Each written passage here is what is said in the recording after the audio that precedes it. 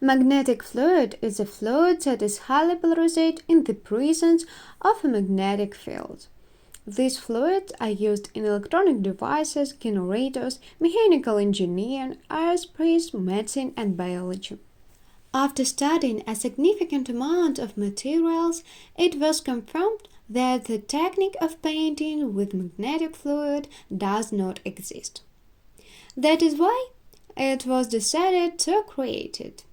During the work process, 4 techniques were created and used. These techniques had different substances included in the composition of magnetic fluid and used different painting techniques. The magnetic fluids can be made from machine oil, galvanish, vegetable oil, and watercolor paint with admixtures of iron fillings. For these techniques, you need construction of neodymium magnets and a metal cave for moving magnetic fluid, and construction for painting with magnetic fluid, machine oil, and iron filings. For this technique, appropriate proportion is 1:1. To create a picture from this magnetic fluid, you need to form the conditional lines of the object on the glass. Drops should be about 5 mm in diameter, placed at a distance of 4 to 7 mm. After that, you need to take a structure of neodymium magnets, place it under the glass and move the magnetic fluid with it. To create a desired painting, you need to repeat the previous steps in the same sequence. Vegetable oil and iron filings. For this technique, appropriate proportion is 1:1. The process of painting with magnetic fluid made from vegetable oil and iron filings is no different from the process of painting with magnetic fluid from machine oil and iron filings.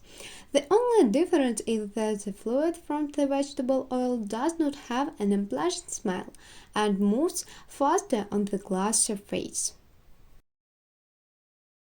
Galvanish and iron filings. For this technique, appropriate proportion is 2:1. Before the painting process, you need to form the desired object from iron wires. Then, place the neodymium magnets tightly on the wires.